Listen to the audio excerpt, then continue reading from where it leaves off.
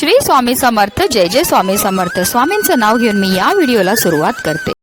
यंदा 13 मे म्हणजेच बुधवारी अपरा एकादशीचं व्रत हे केलं जाणार आहे। ब्रह्मपुराण आणि विष्णू पुराण यासारख्या प्राचीन ग्रंथानुसार अपरा एकादशी अत्यंत पुण्यकारक मानली जाते। असा विश्वास आहे की हे व्रत पाळल्याने माणूस अगदी गंभीर पापांपासून मुक्त होऊ शकतो।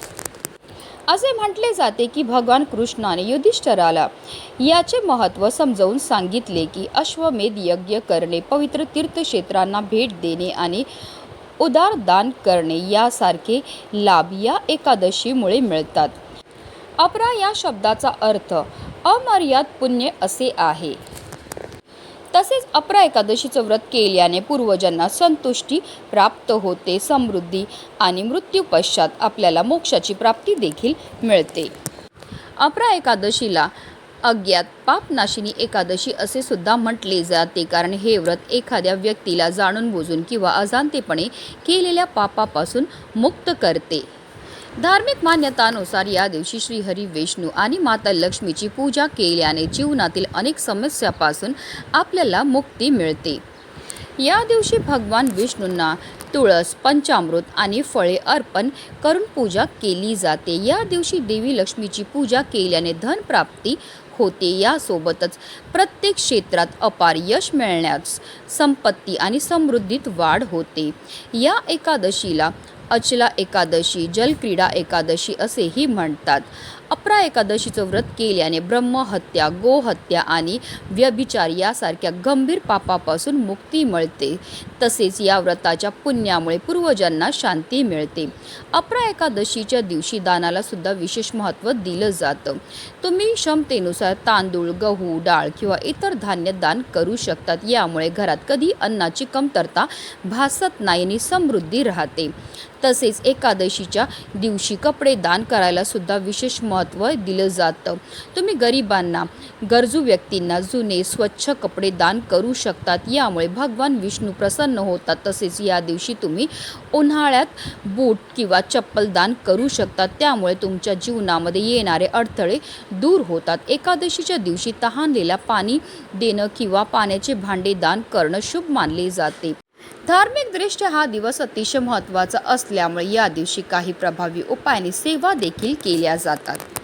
आणि म्हणूनच अपरा एकादशीच्या दिवशी तुम्ही व्रत नाही केलं तरीही चालेल, पण इथे अर्पण करा फक्त एक सुपारी। ही सुपारी अर्पण केल्यामुळे आपलं 7 पिढ्यांचं दारिद्र्य नष्ट होऊन आपल्या घरामध्ये अखंड माता लक्ष्मीचं आगमन हे होणार आणि तिच्या कृपेने फक्त 24 तासामध्ये आपल्या घरामध्ये धन येण्याचे अनेक मार्ग हे मोकळे होणार। तर ही सुपारी आपल्याला कुठे अर्पण करायची, कोणत्या वेळेत अर्पण करायची त्याबद्दल सविस्तर आणि महत्त्वाची अशी माहिती मी तुम्हाला या व्हिडिओमध्ये देणार आहे। तो व्हिडिओ पूर्ण पहा आणि जर तुम्ही माझ्या चॅनलवर नवीन असतील तर चॅनलला सबस्क्राईब करा आणि शेजारी बेल आयकॉनसुद्धा प्रेस करा, जेणेकरून तुम्हाला माझ्या नवनवीन व्हिडिओचं नोटिफिकेशन हे मिळत राहील आणि तुम्ही एक पण व्हिडिओ मिस करणार नाही।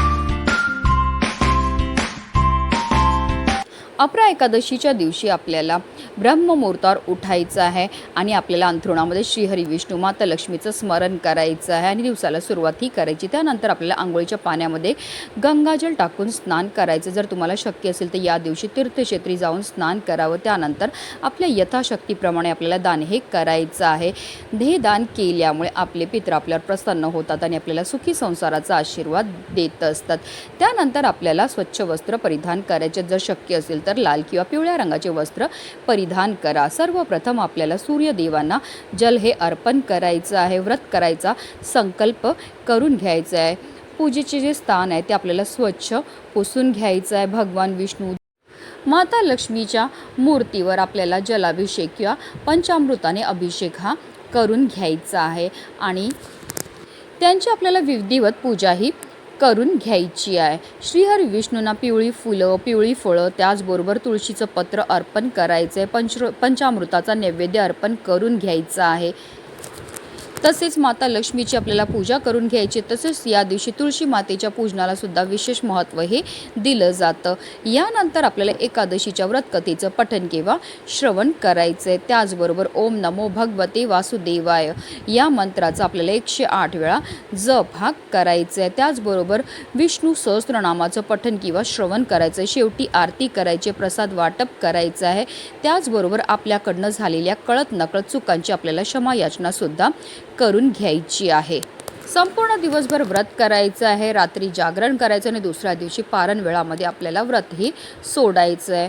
अपरा एकादशीचं व्रत सोडल्यानंतर दान करणं शुभ मानले जाते। या दिवशी गरजूंना किंवा मंदिरात धान्य, फळे, कपडे किंवा पैसे दान करावे। धार्मिक श्रद्धेनुसार द्वादशी तिथीला दान केल्याने जीवनात धन आणि अन्नाची कमतरता राहत नाही, समृद्धी वाढते। हिंदू धर्मात पूजेच्या वेळी सुपारीला विशेष महत्त्व आहे। पानासोबत सुपारी देखील पूजेत ठेवली जाते। गणेशाला सुपारी प्रिय आणि जेव्हा पूजा केली जाते तेव्हा प्रथम उपासक गणेश आणि गौरीचे प्रतीक सुपारीच्या रूपात वापरतात। भगवान विष्णू आणि देवी लक्ष्मीच्या पूजेमध्ये सुपारीचा वापर केला जातो।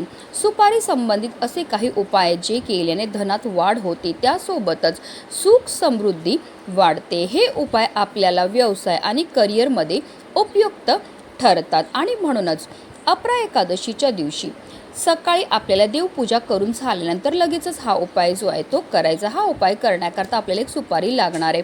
ही जी सुपारी आपण घेणार ती नवीनच असावी। अगोदर पूजेमध्ये वापरलेली सुपारी आपल्याला या उपायाकरता घेता येणार नाही।